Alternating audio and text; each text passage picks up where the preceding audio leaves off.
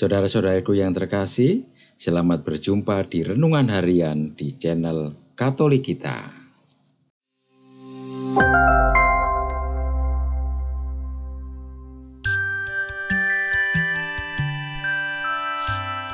Hari ini, Senin, 28 Oktober 2024, Pesta Santo Simon dan Santo Yudas, Rasul.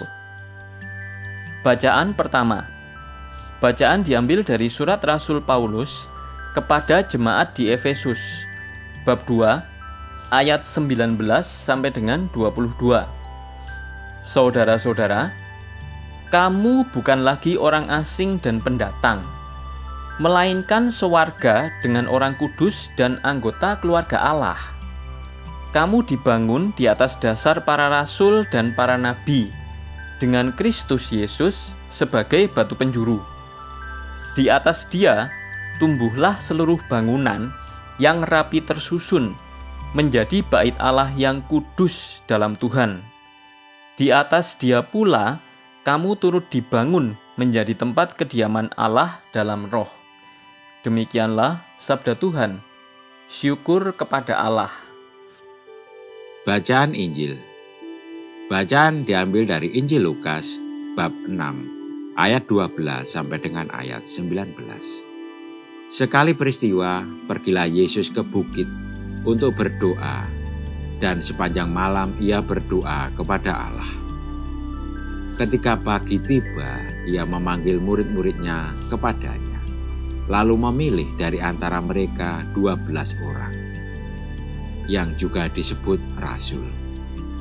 Simon, yang juga diberinya nama Petrus, dan Andreas saudara Simon, Yakobus dan Yohanes, Filipus, Bartolomeus, Matius, Thomas, Yakobus anak Alfeus, dan Simon yang dijuluki Selot, Yudas anak Yakobus, dan Yudas Iskariot yang menjadi pengkhianat.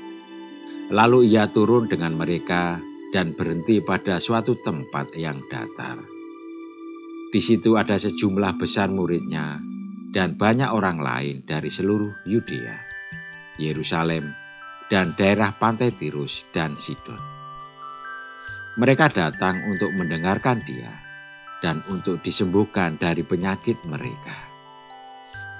Mereka yang menderita karena roh-roh jahat pun disembuhkan. Semua orang banyak itu berusaha menyentuh dia, karena ada kuasa yang keluar dari dia dan menyembuhkan semua orang itu. Demikianlah sabda Tuhan. Terpujilah Kristus. Saudara-saudariku yang terkasih, setelah berdoa sepanjang malam, Tuhan Yesus memanggil murid-muridnya, lalu memilih dari antara mereka 12 yang disebutnya rasul. Panggilan menjadi murid dan penetapan rasul adalah sebuah anugerah yang berasal dari Tuhan sendiri. Menjadi murid dalam tradisi rabini adalah tinggal bersama dan belajar dari cara hidup sang guru dalam menghayati hidup beragama.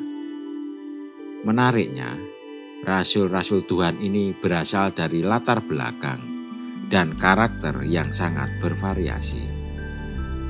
Itu berarti bahwa tidak satu ragam. Murid yang dapat menjadi tanda kehadiran Tuhan Yesus.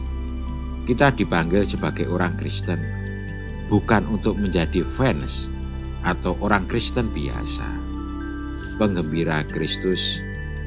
Menjadi orang Kristen adalah menjadi murid, dan menjadi murid berarti menjadi imitator. Ini adalah dasar. Menjadi apostol adalah sebuah pilihan, anugerah, dan kepercayaan yang Tuhan berikan. Bukan karena prestasi atau karir. Segala bentuk pelayanan yang Tuhan percayakan kepada kita di gereja ataupun dalam hidup religius bukanlah karir, melainkan anugerah. Namun tidak jarang sebagian orang Kristen atau bahkan religius kecewa karena dilengser atau diganti dari jabatan tertentu, atau kecewa membandingkan kemampuan dirinya dengan temannya yang mendapat jabatan lebih penting dalam gereja atau komunitas.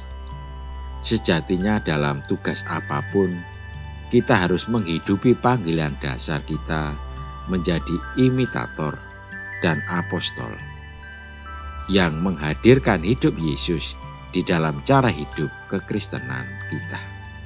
Kita dipanggil bukan untuk suatu jabatan dan untuk mendapatkan sumber daya ekonomi, melainkan untuk menghadirkan sukacita Kristiani di tengah dunia, untuk melawan penindasan, serta mengangkat harkat dan martabat orang-orang yang terpinggirkan.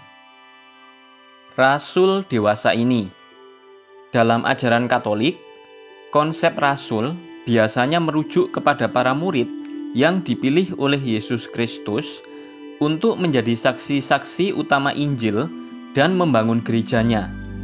Namun di zaman sekarang, istilah rasul tidak lagi merujuk secara khusus kepada individu-individu tertentu seperti para murid Yesus pada masanya.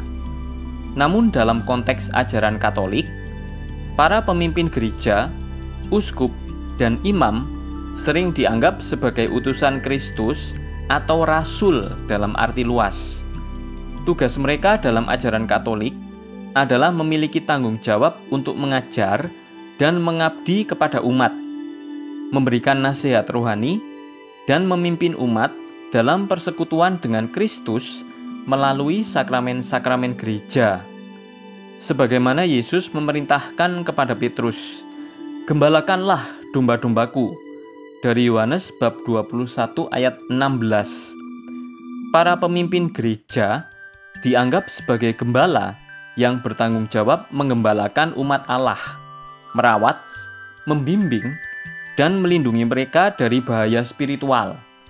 Dengan demikian, meskipun konsep rasul dalam ajaran Katolik tidak lagi merujuk kepada individu-individu tertentu seperti pada zaman Yesus, namun para pemimpin gereja dipandang sebagai utusan Kristus yang memiliki tugas untuk mengajar, menggembalakan, menyebarkan ajaran Injil, melayani umat, dan memperjuangkan kebenaran serta keadilan di dunia. Marilah kita berdoa. Ya Yesus, Engkau memanggil kami untuk menjadi rasul dan utusan-Mu. Semoga dalam karya apapun yang kami geluti, kami tetap dapat mewartakan nilai-nilai hidup Kristiani melalui perkataan dan perbuatan kami. Amin. Saudara-saudariku yang terkasih, terima kasih atas kebersamaannya di dalam renungan harian ini. Kita akan berjumpa kembali di renungan harian berikutnya. Berkah dan